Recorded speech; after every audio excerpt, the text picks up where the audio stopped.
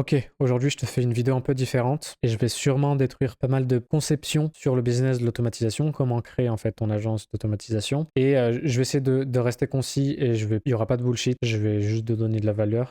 C'est ce que j'aime bien faire, j'aime pas garder les choses pour moi. Si tu me connais pas, je m'appelle Wissam, je suis consultant en automatisation et en intelligence artificielle depuis plusieurs mois maintenant et j'ai déjà généré plus de 10 000 euros grâce à ce business. Et aujourd'hui je vais te montrer les 8 piliers, on va dire les 8 étapes que j'aurais aimé connaître au départ pour mieux comprendre ce business model et pour être le plus rapide à exécuter en fait et à trouver ton premier client. Alors attention, cette vidéo elle est pas pour toi si tu cherches un nouveau business pour devenir riche rapidement, que si tu n'es pas prêt justement à faire le travail nécessaire ou alors que tu cherches juste à vendre des templates ChatGPT ou de chatbot. Par contre, si tu veux construire un vrai business pour des entreprises qui ont besoin de résoudre de vrais problèmes, alors je te conseille de prendre des notes et de rester jusqu'à la fin. Le premier pilier fondamental pour moi, c'est vraiment comprendre la logique avant même de savoir utiliser des outils.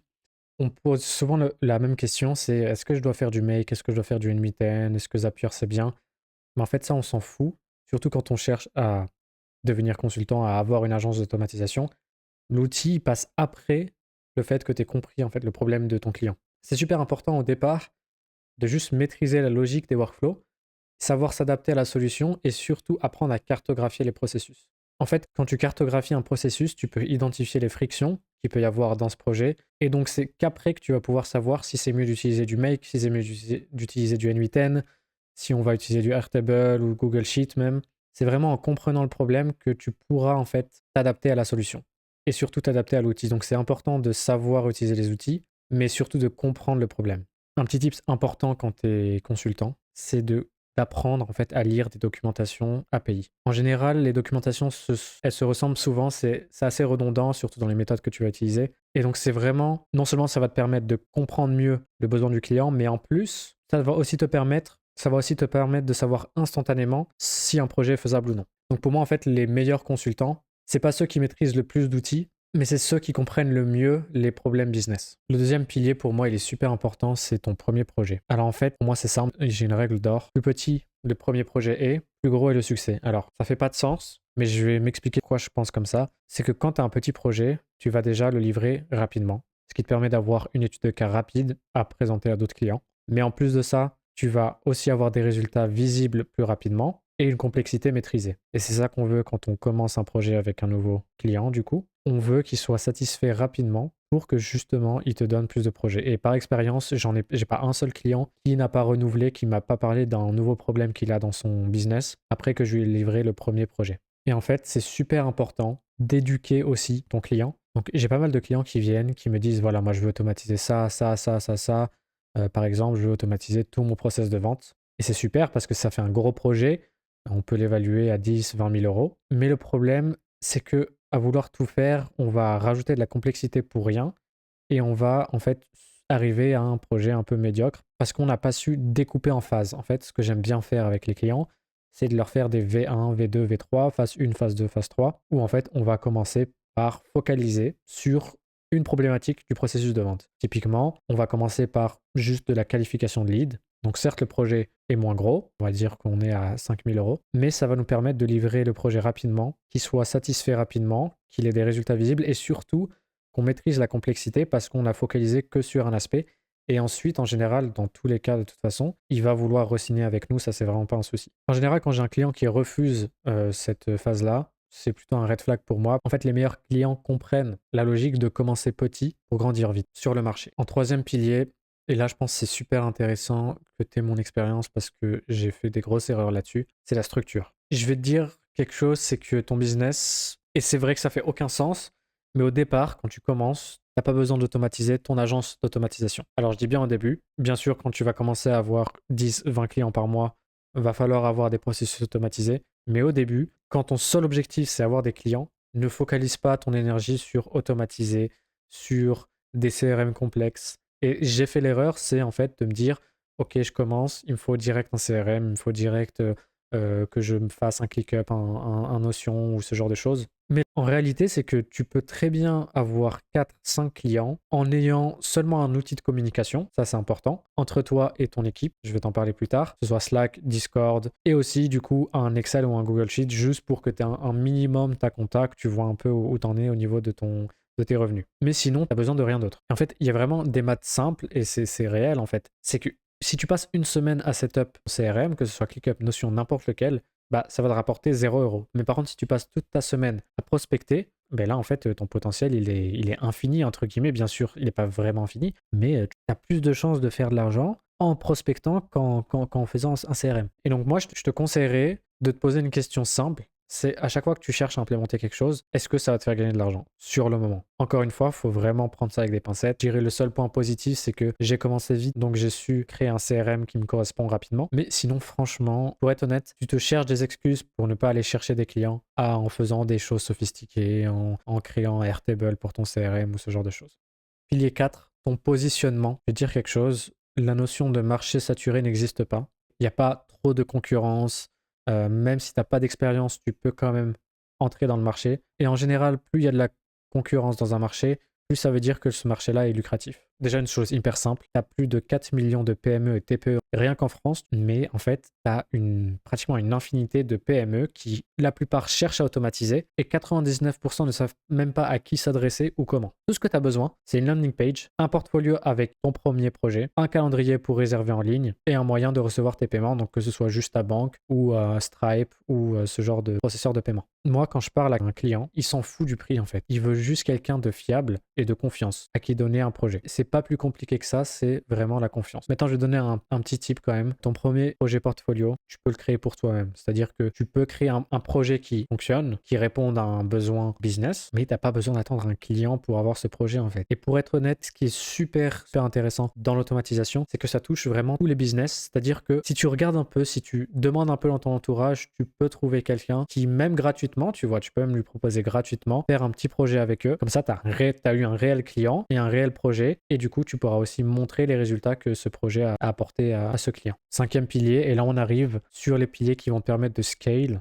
ton agence et vraiment de monter à 10, 20, 30, 50, 100 000 € par mois. Imaginons que là, tu as eu 3-4 clients, peut-être plus. Tu as un peu de choix qui s'offrent à toi maintenant que tu as fait un peu de cash flow. Soit faire du développement en interne, c'est-à-dire que tu as déjà appris les bases du no-code, tu peux construire des solutions simples et tu factures entre 1 et 3 000 € par projet. Soit tu choisis de faire un partenariat stratégique, ce qui est ma préférence, ce que je fais moi dans mon agence, c'est-à-dire que tu trouves un développeur qui est plutôt chaud pour justement que tu puisses accepter des plus gros projets en fait. Donc toi, comment tu fonctionnes, c'est que tu gères la relation client, c'est toi qui restes en contact avec les clients, c'est toi qui vas chercher les clients et c'est ton développeur qui va s'occuper de créer la solution. Donc non seulement ça te libère du temps pour aller trouver plus de clients parce que tu n'as plus à te soucier à faire le projet, mais en plus de ça, c'est souvent des projets qui sont facturés à plus de 5 000 €. En général, tu t'entends sur une stratégie de 70-30, 60-40. Pour moi, 50-50, ça fait pas de sens, surtout si le développeur ne ramène aucun client avec lui. Et donc, tu vas forcément gagner plus d'argent et scale plus rapidement. Là où tu peux trouver les développeurs, c'est sur Discord. Tu as plein de serveurs où il n'y a que des développeurs dedans qui cherchent que du travail. GitHub, pareil, c'est l'endroit où il y a tous les développeurs. Et LinkedIn aussi, tu peux trouver des développeurs assez chauds qui sont en freelance ou qui cherchent des projets.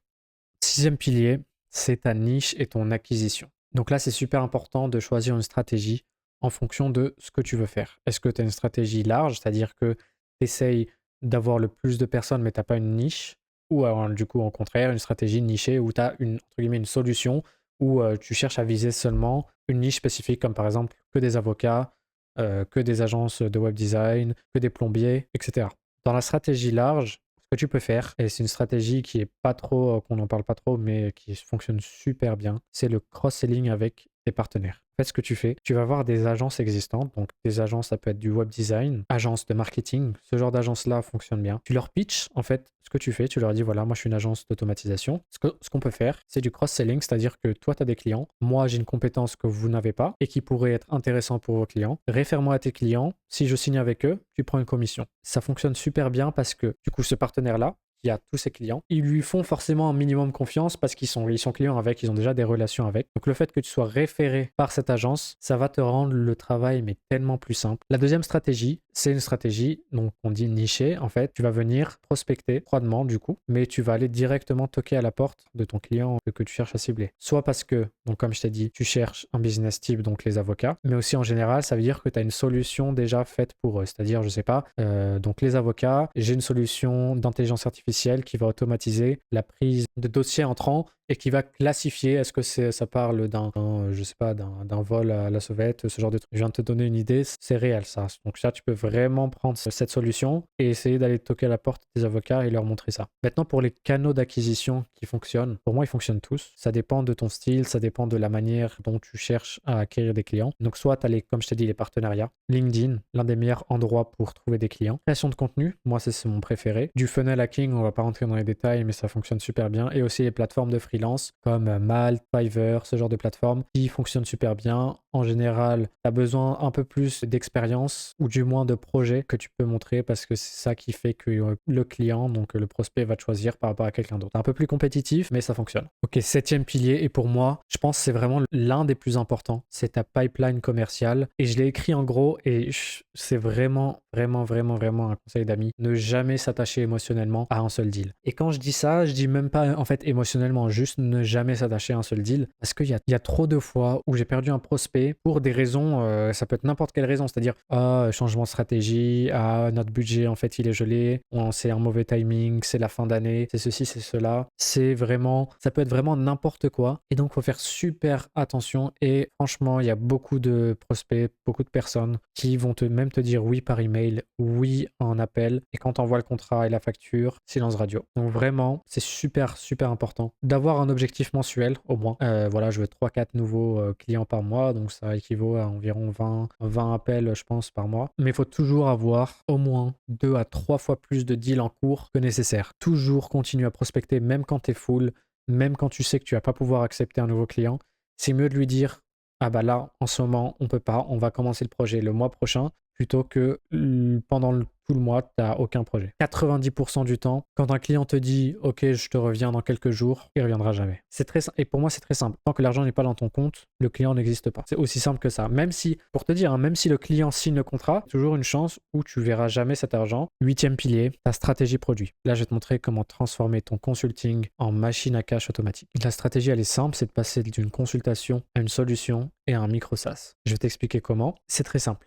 À chaque fois qu'en fait tu fais une consultation, en général, du coup, tu vas avoir une solution à proposer. Une fois que ton client a, du coup, ton prospect accepte ta solution, tu vas du coup lui créer cette solution. Jusque-là, tu es juste en train de faire un projet. Ok. Donc là, cette personne-là, tu viens de solutionner son problème. Et ce qui est intéressant, c'est que, je vais prendre un exemple. Imagine que donc c'est un cabinet d'avocats à qui du coup tu as fait une solution qui leur permet en fait d'avoir 4 nouveaux clients par mois, tous les mois.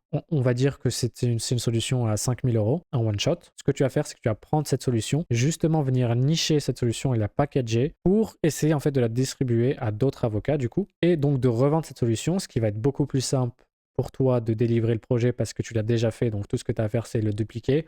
Bien sûr, tu as des modifications potentielles, mais l'idée, ça va être toujours la même chose. Une fois que c'est fait, il y a 2 possibilités. Soit tu n'as pas trouvé d'autres clients, ok, on passe à la prochaine. Soit tu as trouvé des clients, mais ça marche pas trop, on réitère. Mais si tu as trouvé plus de clients, donc si tu as solutionné 3-4 autres clients avec la même chose et qu'ils ont eu les mêmes résultats, on vient de valider ce marché. Ok, c'est parfait, qu'est-ce qu'on fait? On va venir créer un micro SaaS. Comment on va faire? On va transformer cette solution en une réelle application, un SaaS tout simplement. On va vendre comme service. Donc typiquement en fait, ici tu as fait un projet one shot, on va dire 5-6 000 euros. Tu l'as revendu en package à 2-3 000 euros par mois. Et là on va créer une application de type SaaS, donc juste un logiciel en gros. On va revendre 100 à 500 euros par mois, mais à beaucoup plus d'avocats, par exemple. Tu peux le revendre, tu peux le dupliquer 50 fois, 100 fois, parce que là, tu n'as plus besoin d'être derrière et recréer le projet. Tout ce que tu as à faire, c'est marketer ton SaaS, à qui tu sais déjà que tu réponds à un problème, et donc tu as forcément trouvé beaucoup